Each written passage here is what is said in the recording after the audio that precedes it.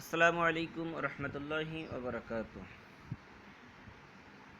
দশম শ্রেণীর বাংলা মাধ্যম সমস্ত ছাত্রছাত্রীদেরকে আজকে গ্রিনফিল্ড স্কুল অ্যান্ড কলেজের পক্ষ থেকে তোমাদের স্বাগত। তোমরা কেমন আছো? আশা করি আল্লাহর রহমতে ভালো আছো। আমিও ভালো আছি। প্রিয় শিক্ষার্থী বন্ধুরা, আজকে আমি তোমাদেরকে অধ্যায় 1-এর উপর সবচাইতে গুরুত্বপূর্ণ যে অনুধাবনমূলক কোশ্চেনগুলো আমি তোমাদের এইগুলো নিয়ে আলোচনা করব। আশা করি তোমরা আলোচনাটা মনোযোগ সহকারে শুনবে এবং এই কোশ্চেনগুলো মুখস্থ করার চেষ্টা করবে। আমরা 1 নম্বর কোশ্চেন দেখতে পাচ্ছি, আকাইদ বলতে কি বোঝায়। আমরা 2 নম্বর এখানে আছে, ইসলামকে কেন সর্বজনীন ধর্ম বলা হয়। 3 ইমানের দিক ও বিষয়গুলি কি কি, লেখো। 4 তাওহীদের মূল কথাগুলো কি কি, ব্যাখ্যা করো। 5 কুফর বলতে কি বোঝায়। 6 শিরক বলতে কি বোঝায়। 7 নিফাক বলতে কি বোঝায়। 8 রিসালাত বলতে কি বোঝায়। 9 নবুয়তের কর্মধারা বলতে কি বোঝায়। 10 নৈতিকতা বলতে কি বোঝায়। 11 কোরআনকে কেন কোরআন বলা হয়। 12 ইয়াউমুল বাস বলতে কি বোঝায়। 13 দুনিয়া হলো আখিরাতের শস্যক্ষেত্র, কথাটি ব্যাখ্যা করো। 14 জান্নাত কি, এর স্তরগুলো লেখো। জাহান্নাম কি, এর স্তরগুলো লেখো। তো প্রিয় শিক্ষার্থী বন্ধুরা, চলো আমরা এখন 1 থেকে উত্তর বলা শুরু করি। তোমরা একটু মনোযোগী হও। 1 যেখানে আমরা দেখতে পাচ্ছি আকাইদ বলতে কি বোঝায়, আমরা লিখব এভাবে যে আকাইদ একটি আরবি শব্দ, এর শাব্দিক অর্থ হচ্ছে বিশ্বাসমালা। ঠিক আছে, ইসলামের মৌলিক বিষয়গুলোর প্রতি দৃঢ় বিশ্বাসকে আকাইদ বলা হয়। আর ইসলামের এই মৌলিক বিষয়গুলো হচ্ছে আমানতু বিল্লাহি ওয়া মালাইকাতিহি ওয়া কুতুবিহি ওয়া রাসূলিহি ওয়াল ইয়াউমিল আখিরি ওয়াল কদরি খাইরিহি ওয়া শাররি মিনাল্লাহি তাআলা ওয়াল বাকি বাদাল মাউত। এই একটা বিষয়, যেখানে 7টা বিষয়। এছাড়া যে এই 7টা বিষয়ের পাশাপাশি ইসলামের আরও যতগুলো বিষয় রয়েছে, এটা পরিপূর্ণ বিশ্বাসের নামই হচ্ছে কি আকাইদ। এজন্যই বলা হয় যে ইসলাম আল্লাহর মনোনীত একমাত্র ধর্ম। এটা 2টা দিক, একটা হচ্ছে বিশ্বাসগত দিক আর একটা হচ্ছে কি আচরণগত দিক। ঠিক বিশ্বাসগত দিকের যেই বিষয়গুলো সেটা হচ্ছে ইমানের ওই বিষয়গুলো, এবং প্রয়োগগত যেই ইসলামের বিষয়গুলো সেগুলো হচ্ছে কি নামাজ, রোজা, হজ, যাকাত, এইগুলো। আশা করি আমরা উত্তরটা বুঝতে পেরেছি। 2 নম্বর ইসলামকে কেন সর্বজনীন বলা হয়। শিক্ষার্থী বন্ধুরা, তোমরা জানো এই পৃথিবীতে একটাই ধর্ম, যেই ধর্মটা সম্পর্কে আল্লাহ রাব্বুল আলামিন বলেছেন যে ইন্না দীনা ইনদাল্লাহিল ইসলাম, একমাত্র আল্লাহর কাছে মনোনীত জীবন ব্যবস্থার নাম হচ্ছে কি ইসলাম। আল্লাহর নিকট একমাত্র গ্রহণযোগ্য ধর্মের নাম হচ্ছে কি ইসলাম। আর এই ইসলামটা হলো কি সর্বজনীন ধর্ম। এটি কোনো কাল, অঞ্চল বা জাতির জন্য সীমাবদ্ধ নয়। অন্যান্য ধর্মের নামকরণ সে সব ধর্মের প্রবর্তক, প্রচারক, অনুসারী কিংবা জাতির নামে করা হয়েছে, কিন্তু ইসলাম সর্বজনীন ধর্ম হওয়ার কারণে এর নামকরণ কারণ নামে করা হয়নি, বরং মহান রব্বুল আলামিন ও তার রাসূলের আনুগত্যের মাধ্যমে শান্তির পথে জীবন পরিচালনার উদ্দেশ্যে এর নামকরণ করা হয়েছে কি ইসলাম। আর এ কারণেই ইসলামটাকে বলা হয় সার্বজনীন ধর্ম। আশা করি আমরা 2 নম্বর উত্তরটা পেয়েছি। 3 নম্বর ইমানের দিক ও বিষয়গুলো কি কি।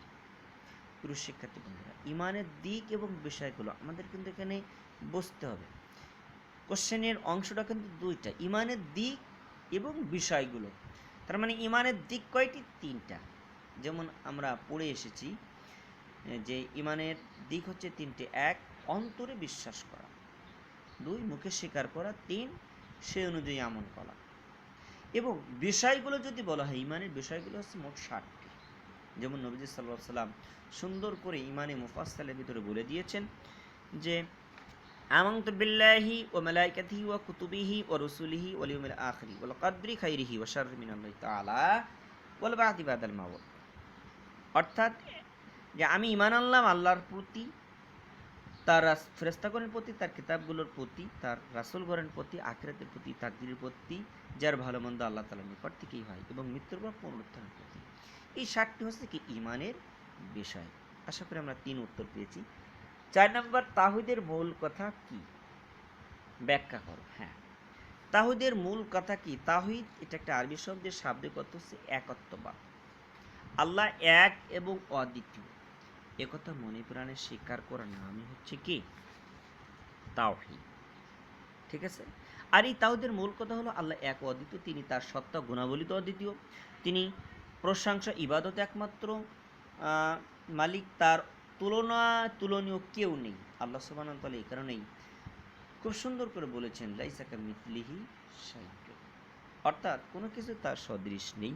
আল্লাহ তাআলাকে সৃষ্টিকর্তা, পালনকর্তা, রিজিকদাতা, ইবাদতের যোগ্য এক ও অদ্বিতীয় সত্তা হিসেবে বিশ্বাসের নামই হচ্ছে তাওহীদ। আশা করি আমরা 4 নম্বর উত্তর পেয়েছি। 5 নম্বর, এখানে দেখতে পাচ্ছি কুফর বলতে কি বোঝায়। হ্যাঁ, কুফর এটা একটা আরবি শব্দ, এর শাব্দিক অর্থ ঢেকে ফেলা, গোপন করা, অবিশ্বাস করা। ঠিক আছে? ইসলামের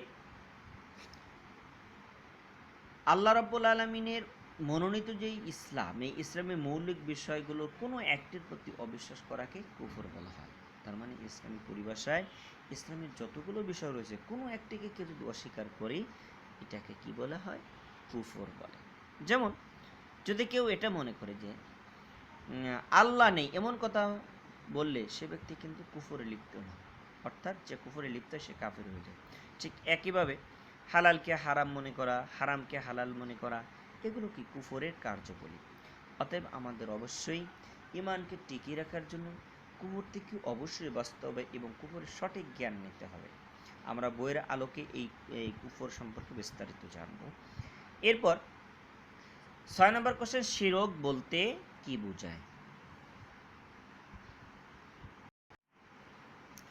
শিরক এটা একটা আরবি শব্দ, এর শাব্দিক অর্থ হচ্ছে অংশীদার সাব্যস্ত করা।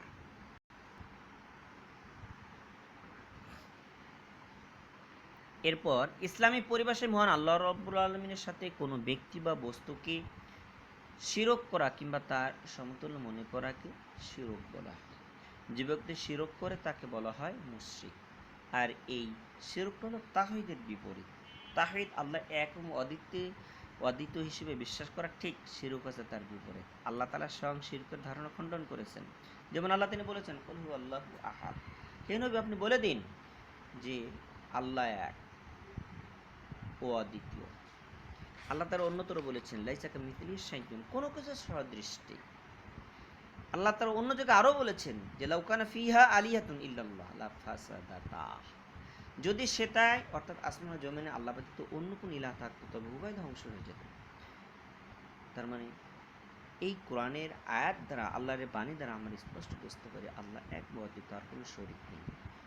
আর এই শিরক কয়েকভাবে হতে পারে, আমাদের এই শিরক থেকে অবশ্যই বাঁচতে হবে, কারণ ঈমান বিধ্বংসকারী যে আমলগুলো তার ভিতরে শিরক এবং কুফর সবচাইতে মারাত্মক।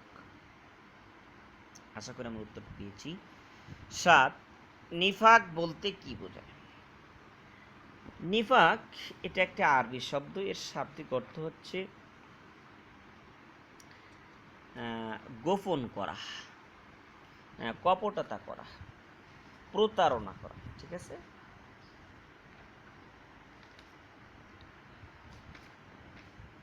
ভণ্ডামি করা, ধোঁকাবাজি, দ্বিমুখী ভাব ইত্যাদি। আর নিফাকের ব্যবহারিক অর্থ হলো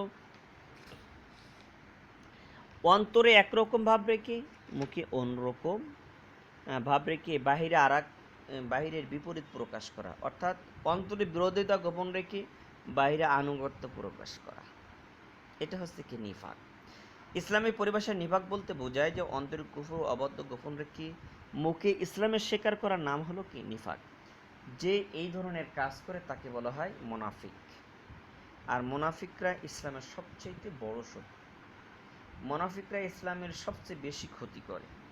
এজন্য মুনাফিক থেকে আমাদের বাঁচতে হবে। এই মুনাফিকের চরিত্র হচ্ছে 3টি: কথা বললে মিথ্যা বলে, ওয়াদা করলে ভঙ্গ করে এবং আমানতের খেয়ানত করে। আর এই মুনাফিকের পরিণতি অত্যন্ত ভয়াবহ। যেমন আল্লাহ বলেছেন ইন্নাল মুনাফিকিনা ফিদ দারকি আসফালি মিনান নার, অবশ্যই মুনাফিক আখিরাতে জাহান্নামে মুনাফিকদের জন্য একেবারে তলদেশ স্থলে তাদের স্থান রয়েছে। তাহলে অবশ্যই আমরা এই নিফাকমূলক কর্মকাণ্ড থেকে অবশ্যই বেঁচে থাকব। আশা করি আমরা 7 নম্বর উত্তর পেয়েছি। এখন 8, রিসালাত বলতে কি বোঝায়? রিসালাত কি আমরা এখন সেটা জানব। রিসালাত এটা একটা আরবি শব্দ। এর আবিধানিক অর্থ হচ্ছে বার্তা, চিঠি পৌঁছানো, পয়গাম, সংবাদ বা কোনো ভালো কাজে দায়িত্ব বহন করা। ইসলামী পরিবেশে মহান আল্লাহ রাব্বুল আলামিনের পবিত্র বাণী মানুষের নিকট পৌঁছে দেওয়ার যে দায়িত্ব, এটাকে বলা হয় রিসালাত। আর এই দায়িত্ব যিনি পালন করেন তাকে বলা হয় রাসূল। আর এই রাসূল শব্দের বহু বচন হচ্ছে রসুল। একজন মুসলমান ব্যক্তিকে তার ঈমান টিকে রাখার জন্য ঈমানের যতগুলো বিষয় রয়েছে সবগুলো বিষয়কে কি বিশ্বাস করতে হবে। আর ঈমানের সবগুলো বিষয়ের অন্যতম একটা পার্ট হচ্ছে কি রিসালাতে বিশ্বাস। অর্থাৎ আদম থেকে আমাদের নবীজি সাল্লাল্লাহু আলাইহি ওয়াসাল্লাম এ পর্যন্ত যত নবী সবার প্রতি ঈমান আনতে হবে, সবাইকে বিশ্বাস করতে হবে। প্রত্যেকেই তারা আল্লাহর পয়গম্বর ছিলেন, তারা সত্যের পথের প্রতীক ছিলেন। সবাই এক আল্লাহর দাওয়াত দিয়েছেন লা ইলাহা ইল্লাল্লাহ। সুতরাং তাদের প্রতি বিশ্বাস করার নাম হচ্ছে কি প্রকৃত ঈমানদার। আশা করি আমরা উত্তর পেয়েছি। 9 নম্বর, নবুয়তের ক্রমধারা বলতে কি বোঝায়? হ্যাঁ, নবুয়তের ক্রমধারা হচ্ছে এমন একটা বিষয় যে একজনের পর আরেকজন নবী আসা, এমন একটা বিষয়। অর্থাৎ আল্লাহ রাব্বুল আলামিন যুগে যুগে অসংখ্য নবী রাসূল প্রেরণ করেছেন। সর্বপ্রথম নবী ছিলেন কি? হযরত আদম আলাইহিস সালাম, এবং সর্বশেষ হযরত মুহাম্মদ সাল্লাল্লাহু আলাইহি ওয়াসাল্লাম। সর্বশেষ নবী ও রাসূল হলেন হযরত মুহাম্মদ সাল্লাল্লাহু আলাইহি ওয়াসাল্লাম। এদের মাঝখানে আল্লাহ রাব্বুল আলামিন অসংখ্য নবী রাসূল এই পৃথিবীতে প্রেরণ করেছেন। এই নবী রাসূল আগমনের এই যে ধারাবাহিকতা, একজনের পর একজন, এই ধারাকেই বলা হয় কি কুরম, নবুয়তে ক্রমধারা বলা হয়। আশা করি আমরা উত্তরটা পেয়েছি। 10 নম্বর, নৈতিকতা বলতে কি বোঝায়? নৈতিকতার শাব্দিক অর্থ হচ্ছে শ্রেয় নীতির অনুসরণ। একটা মানুষের দৈনন্দিন জীবনে কথাবার্তায়, আচার আচরণ, চাল চলন, বেশভূষায় শ্রেয় নীতির অনুসরণ করাকেই বলা হয় কি নৈতিকতা। অর্থাৎ নৈতিকতা সম্পন্ন ব্যক্তি সে দুনিয়া এবং আখিরাতে সম্মানিত হয়। পরিবার, রাষ্ট্র, সমাজ সবাই তাকে ভালোবাসে। এজন্য একটা মানুষকে যদি দুনিয়াতে সম্মানের পাশাপাশি সফলতা যদি অর্জন করতে হয়, নিঃসন্দেহে তাকে চরিত্রবান হতে হবে। নৈতিকতা উন্নতি কোয়ালিটি ব্যক্তি সম্পন্ন হতে হবে, তাহলেই সে কী হবে? দুনিয়া আখিরাতে সফল হবে। আশা করি আমরা 10 নম্বর উত্তরটা পেয়েছি। 11 নম্বর, কোরআনকে কেন কোরআন বলা হয়? প্রিয় শিক্ষার্থী বন্ধুরা, তোমরা নিশ্চয়ই জানো এই কোরআনটা হচ্ছে সর্বশেষ আসমানি গ্রন্থ। কোরআনের আগে আরও 103 খানা কিতাব ছিল। 103 খানা কিতাবের ভিতরে মোট 104 খানার ভিতরে প্রসিদ্ধ হচ্ছে 4 খানা। এই 4 খানা হচ্ছে তাওরাত, জাবুর, কোরআন, ইনজিল, তাই না? প্রসিদ্ধ 4 খানার ভিতরে শ্রেষ্ঠ হচ্ছে আল কোরআন। এই আল কোরআনকে কোরআন বলার পিছনে কারণ হলো 2টি। প্রথমত কারণ হচ্ছে কোরআন এই বিশ্বের বুকে সবচেয়ে বেশি পড়া হয়। যেমন দৈনিক মুসলমান 5 ওয়াক্ত নামাজে কোরআন পড়ে, সকাল বিকাল সন্ধ্যায় কোরআন পড়ে। আর এই দৃষ্টিকোণে কোরআনকে কোরআন বলা হয়। আর কোরআনের আর একটা দিক হচ্ছে, কোরআন শাব্দিক অর্থ হচ্ছে একত্র করা, জমা করা। আল্লাহ সুবহানাহু ওয়া তাআলা আসমানি কিতাব যে 104 খানা, কোরআনের আগে যে 103 খানা মোট আসমানি কিতাব, এর মূল কথাগুলো যা মানব জাতির জন্য কল্যাণ, হিদায়াত কর, সব এই বিষয়গুলো আল্লাহ রাব্বুল আলামিন কোরআনের ভিতরে একত্র করে জমা করে দিয়েছেন। এই জন্য কোরআনকে বলা হয় কোরআন বলা হয়। আশা করি আমরা উত্তরটা পেয়েছি। 12 নম্বর,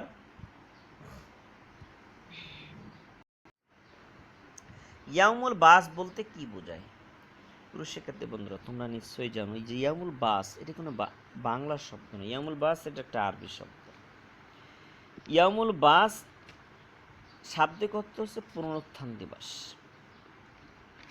কিয়ামতের অবস্থা হচ্ছে দুইটি। একটা হচ্ছে কি, প্রথমত অর্থ হচ্ছে কিয়ামত অর্থ মহাপ্রলয়, আর একটা কিয়ামত অর্থ হচ্ছে দণ্ডায়মান হওয়া। আল্লাহ রাব্বুল আলামিন হাসরের ময়দানে আবার সমস্ত প্রাণীকে তিনি একত্রিত করবেন। সমস্ত প্রাণী হাসরের ময়দানে দণ্ডায়মান হবে, বিচারের জন্য অপেক্ষা করবে, সেখানে পুনরুত্থান করবেন আল্লাহ রাব্বুল আলামিন। এই জন্য সেই সময়টাকে বলা হয় ইয়ামুল বাস বা পুনরুত্থান দিবস বলা হয়। আশা করি আমরা উত্তরটা পেয়েছি। এরপর 13 নম্বর কোশ্চেন, দুনিয়া হলো আখিরাতের শস্য ক্ষেত্র, আর দুনিয়া মাজরাতুল আখিরা। হ্যাঁ, উক্তিটি খুবই গুরুত্বপূর্ণ এবং উক্তিটি সত্য। দুনিয়া হলো আখিরাতের শস্য ক্ষেত্র, কারণ হলো আমরা দুনিয়াতে যেমন দুনিয়াবি কোনো কাজগুলির ফলাফল সাথে সাথে পেয়ে যাই, কিন্তু আখিরাতে ফলাফল পাইতে হলে আখিরাতে নিকামল করে কোনো ফলাফল পাওয়া যাবে না। দুনিয়াতে যদি একটা ব্যক্তি ভালোভাবে নিকামল করে আল্লাহর কথা মতো মেনে চলে, নবীজির কথা মতো মেনে চলে, তাহলে সেই ব্যক্তি কি হবে, আখিরাতে তার জন্য জান্নাত অপেক্ষা করবে, তার এই ভালো কাজের বিনিময়ে সে আখিরাতে পাবে। আর এই কারণে বলা হচ্ছে আর দুনিয়া মাজরাতুল আখিরা। আমাদের সবসময় এই ভালো কাজ করতে হবে। আখিরাতের শস্যক্ষেত্র হিসেবে যদি আমাদের ভালো কিছু পেতে চাই, আখিরাতে ভালো জান্নাত মান পেতে চাই, ভালো উঁচু মানের সম্মান আমরা যদি পেতে চাই, তাহলে দুনিয়াতে আমাদের কি করতে হবে, সবসময় নেকামল করতে হবে, সবসময় আল্লাহ গোলামি করতে হবে। যেমন একজন কৃষক যদি সে তার জমিকে ভালোভাবে কর্ষণ করার পরে বীজ বপন করে ভালো যত্নবান হয়, একটা সময়ের ব্যবধানে সে কি তার ফসল খুব ভালো করে তার বাড়িতে আসে। কিন্তু ওই কৃষক যদি ভালো করে কর্ষণ না করে বীজ বপন করলো, নিড়ানি দিল না, পরিষ্কার পরিচ্ছন্ন করলো না, ফসল কিন্তু সে দুনিয়াতেও সে পায় না। ঠিক একইভাবে আখিরাতের টোটালি ভালো কিছু পাইতে হলে দুনিয়াতে ভালো কাজ করতে হবে, নচেত কখনোই আখিরাতে ওই মহান নিয়ামত জান্নাত আমরা কখনোই পাবো না। এজন্য আমাদের সবসময় আল্লাহর কথা মতো চলবো, আল্লাহর গোলামি করবো। যেমন আল্লাহ বলেছেন, মা আতাকুম রাসূল ফাখুযুহু ওয়া মা নাহাকুম আনহু ফান্তাহু, যে তোমাদের রাসূল যা নিয়ে এসেছেন সেটা তোমরা গ্রহণ করো, যা নিষেধ করেছেন সেটা থেকে তোমরা বিরত থাকো। আর এটাই হচ্ছে কি ইসলাম। আর এটা যদি আমরা ফলো করি তাহলে আমরা দুনিয়া আখিরাতে সফলকাম হয়ে যাব। আশা করি আমরা উত্তরটা পেয়েছি। 14 নম্বর জান্নাত কি এবং এর স্তরগুলো কি। জান্নাত এটা আরবি শব্দের অর্থ হচ্ছে বাগান, উদ্যান, সুশোভিত কানন। ইসলামী পরিবেশে পরকালীন জীবনে পুণ্যবান গণের জন্য আল্লাহ রাব্বুল আলামিন যে আরামদায়ক স্থান তৈরি করে রেখেছেন, এটাকে জান্নাত বলে। আর এই জান্নাত হচ্ছে 8টি। এই 8টির ভিতরে শ্রেষ্ঠ যে জান্নাত সেটা হচ্ছে জান্নাতুল ফেরদাউস, 2 দারুল মাকাম, 3 দারুল কারার, দারুস সালাম, 5 জান্নাতুল মাওয়া, 6 জান্নাতুল আদন, 7 দারুন নাইম এবং 8 দারুল খুলদ। আশা করি আমরা 14 নম্বর উত্তর পেয়েছি। 15 নম্বর একেবারে শেষ কোশ্চেনটা, যে জাহান্নাম কি, এর স্তরগুলো কি কি। জাহান্নাম এটাও আরবি শব্দের শাব্দিক অর্থ হচ্ছে আগুনের গর্ত, শাস্তির স্থান। পরকালে মুমিনগণের জন্য আল্লাহ রাব্বুল আলামিন যেমন জান্নাতের ব্যবস্থা করেছে, ঠিক একইভাবে আল্লাহ রাব্বুল আলামিন পাপীদের জন্য জাহান্নামের ব্যবস্থা করেছেন। আর পাপীদের জন্য যেই আযাবের ব্যবস্থা করে রেখেছেন, যেই জায়গাটা, এটার নাম পরিচয় হচ্ছে জাহান্নাম। এটাকে নারও বলা হয় বা আগুনও বলা হয়। আর এই জাহান্নামের স্তর হচ্ছে এমন 7টা স্তরে রয়েছে। ঠিক আছে, এই 7টা স্তরের যেই স্তর তার ধারাবাহিক হচ্ছে জাহান্নাম 1, 2 হচ্ছে হাবিয়া, 3 জাহিম, 4 সাকার, 5 সাইর, 6 হতামা এবং 7 হচ্ছে লাজা। এই জন্য আমাদের ওই জাহান্নাম থেকে বাঁচতে হলে কি করতে হবে? আমাদের জাহান্নাম থেকে বাঁচতে হলে আমাদের অন্তরটাকে পরিশুদ্ধ করতে হবে এবং সবসময় আল্লাহর গোলামি করতে হবে। তাহলে আমরা জাহান্নাম থেকে বাঁচতে পারবো, আমরা জান্নাতে যেতে পারবো। প্রিয় শিক্ষার্থী বন্ধুরা, আশা করি তোমরা 1 থেকে এই 15 পর্যন্ত উত্তরগুলো তোমরা ভালো করে বুঝতে পেরেছো। তোমরা বইয়ের আলোকে প্রত্যেকটা কোশ্চেন আবার বই থেকে রিডিং পড়বে, আশা করি তোমরা উত্তরগুলো ভালো করে দিতে পারবে। তো তোমরা আজ এ পর্যন্তই। সবাই ভালো থাকো, সুস্থ থাকো, এই কামনায় শেষ করছি। আল্লাহ হাফেজ।